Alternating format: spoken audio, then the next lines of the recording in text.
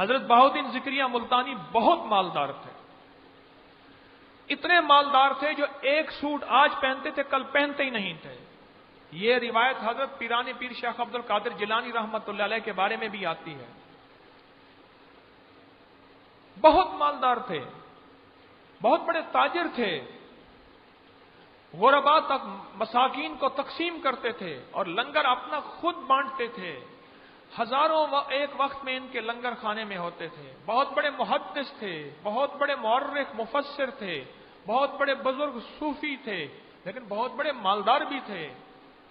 اور کسی نے ان کے مال کا سبب پوچھا تو فرمایا میرے 5 نسلیں پہلے جو دادا تھے، 5 نسلوں کے پہلے جو دادا تھے، 5 نسلوں کے پہلے وہ سیستان میں رہتے تھے۔ ایران کی ایک جگہ ہے سیستان، جہاں کے سیستان کے ساتھ ایک جگہ ہے سنجر، اور سنجر کے ساتھ ایک بستی ہے چشت، جہاں کے حضرت خواجہ معین الدین چشتی اجمیری رحمت اللہ علیہ تھے۔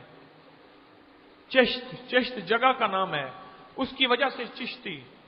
تو فرمایا کہ میرے سیستان میں ایک بزرگ تھے، انہوں نے کروڑوں سے زیادہ یہ درود پڑھا تھا، اللہم صلی علی محمد عبدک و رسولک و صلی علی المؤمنین والمؤمنات والمسلمین والمسلمات۔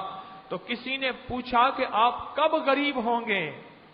سنو، سوال عجیب ہے، آپ کب غریب ہوں گے؟ آپ کب غریب ہوں گے؟ فرمائے جب قیامت آئے گی، جب قیامت آئے گی۔ فرمائے کیوں؟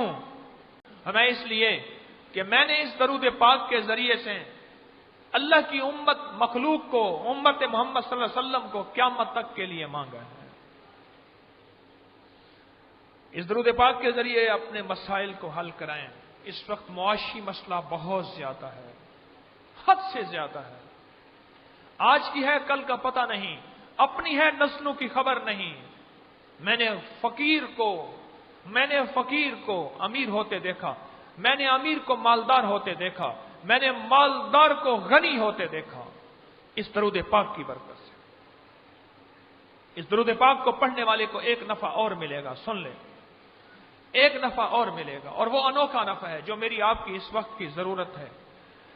اس درود پاک کے ذریعے ایک نفع اور ملے گا، وہ ملے گا عافیت والا نفع۔ عافیت والا نفع، وہ عافیت والا نفع کیا ہے کہ اللہ جل شانہ اس کو جو رزق عطا فرمائیں گے وہ چور اور ڈاکو اور لٹیروں سے اللہ اس کو بچا دیں گے۔